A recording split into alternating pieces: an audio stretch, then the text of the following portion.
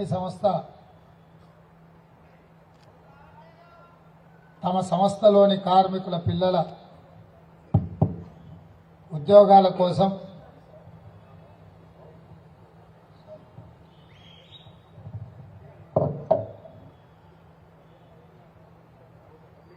సంస్థలోని కార్మికుల యొక్క పిల్లల కారుణ్య నియామకాల కార్యక్రమాన్ని సింగరేణి సంస్థ అంబేద్కర్ సాక్షిగా ఇక్కడ ఏర్పాటు చేయడం జరిగింది. ఈ కార్యక్రమానికి ముఖ్య అతిథులుగా ఉప ముఖ్యమంత్రి వర్యులు, ఆర్థిక శాఖ, అదేవిధంగా ఇంధన శాఖ మంత్రివర్యులు భట్టి విక్రమార్క గారు, హైదరాబాద్ ఇన్ఛార్జ్ మంత్రివర్యులు పొన్నం ప్రభాకర్ గారు, శాసనసభ్యులు పూనంనేని సాంబశివరావు గారు, శాసనసభ్యులు మాజీ మంత్రివర్యులు వినోద్ గారు, శాసనసభ్యులు మిత్రులు వివేక్ గారు, శాసనసభ్యులు మిత్రులు రాజ్ ఠాకూర్ గారు, శాసనసభ్యురాలు శ్రీమతి కోవా లక్ష్మి గారు, మిత్రుడు శాసనసభ్యులు పాయం వెంకటేశ్వర్లు గారు, అదేవిధంగా సీతారాములు గారు, జనక్ ప్రసాద్ గారు, రాగమై శాసనసభ్యురాలు సోదరిమణి, అదేవిధంగా మానకొండూరు శాసనసభ్యుడు డాక్టర్ కవంపల్లి సత్యనారాయణ గారు, సింగరేణి కుటుంబ సభ్యులందరూ కూడా ఈ యొక్క కార్యక్రమంలో పాల్గొని ఈ ప్రభుత్వం సింగరేణి సంస్థ కార్మికుల సంక్షేమం పట్ల తీసుకుంటున్న నిర్ణయాలు, ఖాళీలను భర్తీ చేసే కార్యక్రమాన్ని ఈరోజు ఇక్కడ మనం జరుపుకోవడం జరుగుతుంది. మిత్రులారా, తెలంగాణ రాష్ట్ర సాధనలో సింగరేణి కార్మికుల యొక్క పాత్రను ఎవరు తగ్గించాలన్న ప్రయత్నం చేసినా, కనిపించకుండా వినిపించకుండా కప్పిపుచ్చాలన్న ఆలోచన చేసినా అది జరగదు. ఆనాడు తెలంగాణ ఉద్యమం ఉవ్వెత్తున లేచినప్పుడు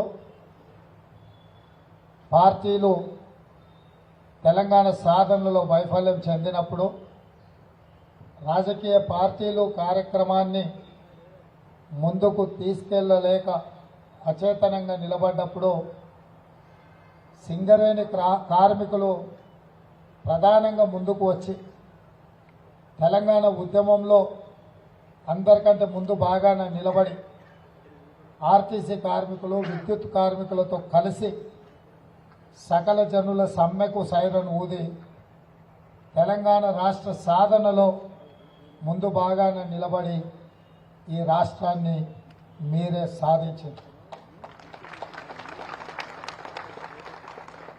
మీరందరూ కలిసి సాధించుకున్న తెలంగాణ రాష్ట్రంలో సింగరేణి సంస్థ అక్కడి కార్మికుల యొక్క సంక్షేమం కోసం పనిచేస్తుంది. పాలకులు తప్పకుండా మీ సమస్యల్ని పరిష్కరిస్తారని మీతో పాటు మేమందరం కూడా భావించినాం. వివిధ సందర్భాలలో శాసనసభలో, శాసన మండలిలో పెద్దలు జీవన్ రెడ్డి గారి నుంచి మొదలు పెడితే మేమందరం సంస్థ యొక్క సమస్యల్ని పరిష్కరించడంలో ఆనాటి ప్రభుత్వాన్ని ప్రశ్నించడం జరిగింది. కానీ సింగరేణి సంస్థను, మీ లాభాలను ప్రభుత్వం తీసుకోవాలని మీ దగ్గర కొనుగోలు చేసిన బొగ్గుకు బకాయిలు చెల్లించకుండా సంస్థ కాయిలా పడే పరిస్థితిని ఆనాటి ప్రభుత్వం కల్పించింది. ఒక పక్కన రాష్ట్ర ప్రభుత్వం ఈ రకంగా ఉంటే కేంద్ర ప్రభుత్వం గనులను ప్రైవేటీకరణ చేసి సంస్థలో ఉద్యోగులను పెంచుకోవడానికి అవకాశం లేకుండా కేంద్ర ప్రభుత్వం కూడా ప్రయత్నం చేసినప్పుడు ఆనాటి పాలకులు అది ప్రశ్నించి నిలువరించే ప్రయత్నం జరగలేదు. ఏది ఏమైనా మీరందరూ కలిసి మొన్న జరిగిన శాసనసభ ఎన్నికలలో సింగరేణి ప్రాంతం మొత్తం కాంగ్రెస్ పార్టీకి, కమ్యూనిస్టు పార్టీలకు అండగా నిలబడి ఈనాడు ఇందిరమ్మ రాజ్యము, పేద ప్రజల ప్రభుత్వము ఏర్పాటు చేయడానికి సంపూర్ణంగా మీరు అందరు సహకరించారు. ఇప్పుడే వేదిక మీదకి వచ్చిన ప్రేమ్ సాగర్ రావు గారు అత్యధిక మెజార్టీతో, నాకు తెలిసి 70,000 మెజార్టీతో వారు గెలిచినట్టున్నారు. ఏ శాసనసభ్యుడు కూడా 40,000, 50,000, 60,000, 70,000 మెజార్టీతో గెలిచిండ్రు అంటే మీ అందరి శ్రమ, మీ కృషి, మీ కుటుంబాలు ఆదరించి కాంగ్రెస్ పార్టీకి అండగా నిలబడడం వల్లనే మా మిత్రులందరూ కూడా అత్యధిక మెజార్టీతో గెలవడం జరిగింది. మిత్రుడు వివేక్ గారు స్థానికులకు ఉద్యోగాలు పూర్తి స్థాయిలో ఇవ్వడం లేదు, జీవో మార్చాలి అని వారు వచ్చి అడిగి 75% స్థానికులకు ఇవ్వాలి, అంతేనా? 80% సింగరేణిలో స్థానికులకే ఉద్యోగాలు ఇవ్వాలని వారు వచ్చి నన్ను అడిగితే ఎంబడే సంస్థకు ఆదేశాలు ఇచ్చి సింగరేణిలో ఏర్పడే ఖాళీలను 80% మీకే ఇవ్వాలి అని వారు నా దృష్టికి తీసుకొస్తే తక్షణమే ఆ నిర్ణయం తీసుకోవడం జరిగింది. ఇది సరిపోతుందా అంటే సరిపోదు. ఎందుకంటే 10 సంవత్సరాలలో మీ సమస్యల పరిష్కారంలో నిర్లక్ష్యం జరిగింది. మీ కుటుంబాలను ఆదుకోవడంలో ప్రభుత్వం అంతగా ఆనాడు ప్రయత్నం చేయలేదు.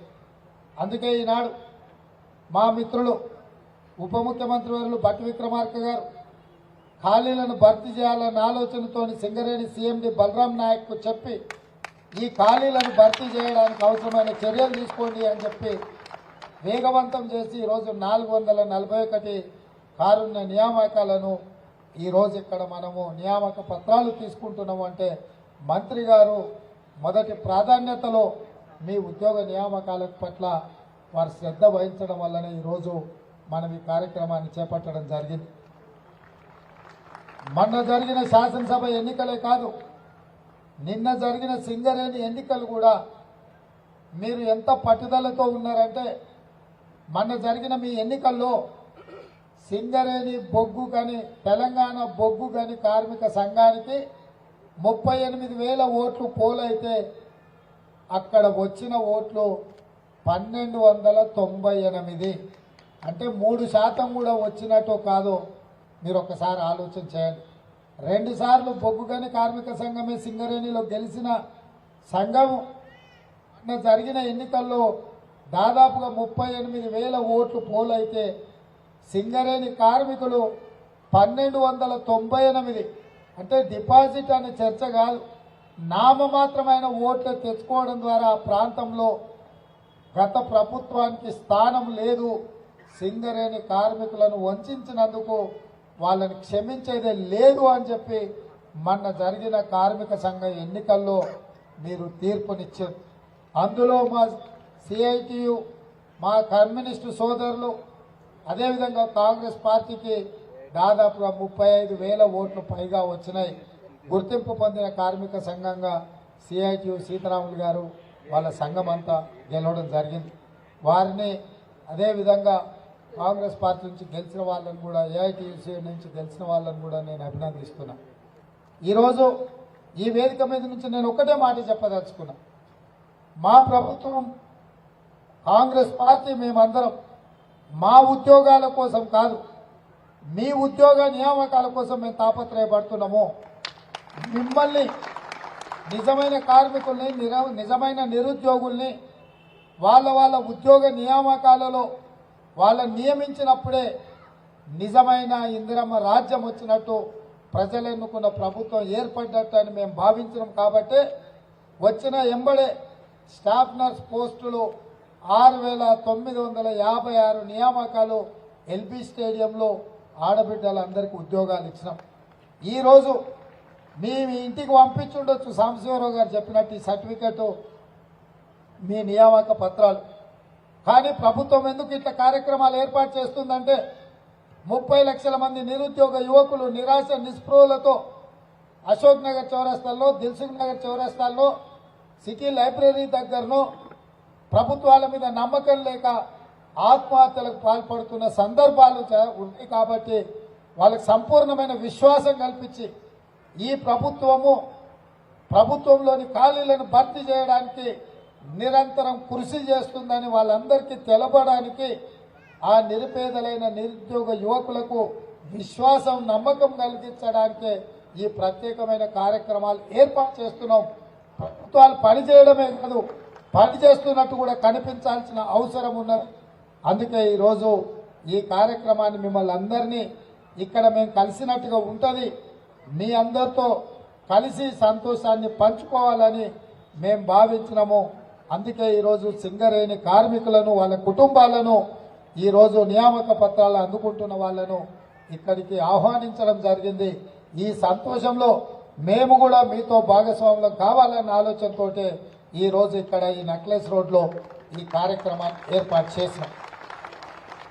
అదేవిధంగా తొందరలోనే పోలీస్ రిక్రూట్మెంట్ బోర్డు నుంచి ఇంకొక 15,000 ఉద్యోగ ఖాళీలను కూడా భర్తీ చేయడానికి ప్రభుత్వము అన్ని రకాల ప్రయత్నాలు చేస్తుంది. రాబోయే 15 రోజుల్లో ఎంత తొందరగా వీలైతే అంత తొందరగా 15,000 పోలీసు ఉద్యోగ నియామకాలు కూడా ఈ ప్రభుత్వం చేపట్టబోతుంది. గతంలో ప్రశ్నాపత్రాలు జిరాక్స్ సెంటర్లలో పల్లి బఠానీల దాకా అమ్ముకున్న విధానాన్ని రద్దు చేసి తెలంగాణ పబ్లిక్ సర్వీస్ కమిషన్ని ఈరోజు తిరిగి కొత్తగా నియమించి గ్రూప్ 1 పరీక్షలకు కూడా గతంలో ఇచ్చిన ఖాళీలు ఆనాటి ప్రభుత్వం నిర్వహించిన పరీక్షలు లోపభూయిష్టంగా ఉండి హైకోర్టులో 2 సార్లు రద్దయినాయి. ఈరోజు కోర్టే ఆదేశించింది గ్రూప్ 1 పరీక్షల్ని రద్దు చేయమని. ఇంకా కొన్ని దాదాపుగా 60 ఖాళీలు అదనంగా, అంతే కదా సిఎస్ గారు, 64 అదనంగా ఏర్పడ్డ ఖాళీలను కూడా కలిపి ఈరోజు కొత్త నోటిఫికేషన్ ఇచ్చి గ్రూప్ 1 పరీక్షల్ని మళ్ళీ నిర్వహించాలని నిర్ణయం తీసుకున్నాం. అదేవిధంగా పరీక్షల వల్ల ఆలస్యమయ్యి వాళ్ళ వయసు కూడా కొంతమందికి అవకాశాలు కోల్పోతారని 2 సంవత్సరాలు ప్రత్యేకంగా వయసు మినహాయింపునిచ్చి వాళ్ళందరికీ కూడా పరీక్షలో పాల్గొనే విధంగా అవకాశాలు కల్పించి ఈరోజు రాష్ట్ర ప్రభుత్వం నిర్ణయం తీసుకున్నది. తొందరలోనే గ్రూప్ 1 పరీక్షలకు నోటిఫికేషన్ వస్తుంది.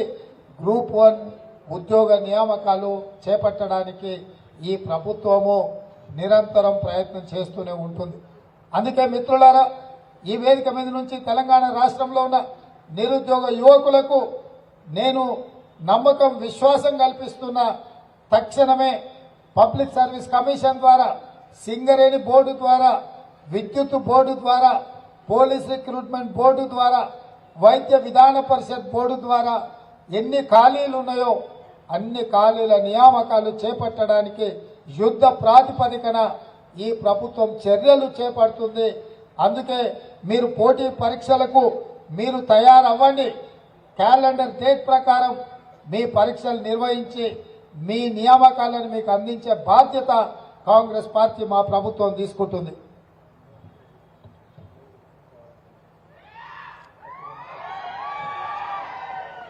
ప్రేమ్ సాగర్ రావు గారు సింగరేణిలో కూడా కొంత వయసు రిలాక్సేషన్ ఇవ్వాలని చెప్తున్నారు. తప్పకుండా సీఎండి గారు దాన్ని పరిగణలోకి తీసుకొని ఏం చేయగలమో, వాళ్ళకు మేలు జరగడానికి ప్రభుత్వం ఏ చర్యలు తీసుకోవాలనో కూడా వాటిని సానుకూలంగా పరిశీలించాల్సిందిగా సంబంధిత శాఖ మంత్రివర్యులు భట్టి విక్రమార్క గారికి, సీఎండి గారిని కూడా నేను విజ్ఞప్తి చేస్తున్నా.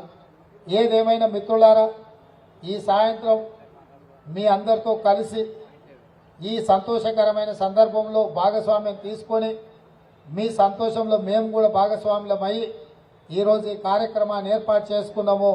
మా సాంబశివరావు గారు సహజంగా కార్మిక సంఘ నాయకుడిగా చాలా విషయాలు వారు చెప్పడం జరిగింది. వాటన్నిటిని కూడా వారితో మాట్లాడి ఆ సమస్యలు ఏవేవి ఎట్లా పరిష్కరించాలనో పరిష్కారాన్ని కూడా వారి సూచనలు తీసుకుంటాం. గుర్తింపు పొందిన సంఘంతో తొందరలోనే ప్రభుత్వం వాళ్ళతో చర్చిస్తాం. సంఘంలో గెలిచిన వాళ్ళందరినీ కూడా పిలిచి ప్రత్యేకంగా మా ఉప ముఖ్యమంత్రి గారు ప్రత్యేక సమావేశాన్ని ఏర్పాటు చేసి మీ సమస్యలన్నిటిని కూడా తెలుసుకొని సహేతుకమైన వాటిని అన్నిటిని కూడా పరిష్కరించడానికి ఈ ప్రభుత్వం ప్రయత్నం చేస్తుంది. 24 గంటలు అందుబాటులో ఉండే మీ అభిమాన నాయకుడు ఈరోజు సంబంధిత శాఖ మంత్రిగా ఉన్నాడు. వారు తప్పకుండా మీ సమస్యల్ని పరిష్కరించడానికి తీవ్రమైన కృషి చేస్తాడు. వాటికి పరిష్కార మార్గం చూపిస్తాడని తెలియజేస్తూ మీ అందరికీ మరొక్కసారి ఉద్యోగ నియామకాలకు ఎన్నికైన వాళ్లకు మనస్ఫూర్తిగా శుభాకాంక్షలు తెలియజేస్తున్నా. ఎందుకంటే ఒక కుటుంబంలో ఉన్న 4 ఉద్యోగాలు మీరు ఊడగొడితే మీకు 441 మందికి ఇవాళ ఉద్యోగాలు వచ్చినాయి. ఇది ఇక్కడ ఆగదు. ఆ 4 ఉద్యోగాలు పోగొట్టినందుకు 2 లక్షల ఉద్యోగాలు ఇచ్చే బాధ్యత మా ప్రభుత్వం తీసుకున్నది. తప్పకుండా రాబోయే రోజుల్లో ప్రభుత్వంలో ఉన్న ఖాళీలను 2 లక్షల ఉద్యోగాల నియామకాలను చేపడతాం. ఎన్నికల కంటే ముందు నేను అదే మాట చెప్పిన. మీరు వాళ్ళను ఉద్యోగాలు అడగకండి, మీరు ఇచ్చిన ఉద్యోగాలు వాళ్ళను ఊడగొడితే మీ ఉద్యోగాలు మీ ఇంటికి నడుచుకుంటూ వస్తాయని ఆ రోజు చెప్పినట్టుగా ఈరోజు మీ ఉద్యోగ నియామకాలు ఇక్కడ చేపడుతున్నాం. Raj Thakur special hospital super speciality hospital సంబంధించి కూడా నా దృష్టికి తీసుకురావడం జరిగింది. తొందరలోనే సింగరేణి నిధులతో నిర్వహించబడే సూపర్ స్పెషాలిటీ హాస్పిటల్ విషయంలో కూడా సానుకూలమైన నిర్ణయాన్ని తీసుకొని మీ సమస్యల్ని పరిష్కరిస్తామని తెలియజేస్తూ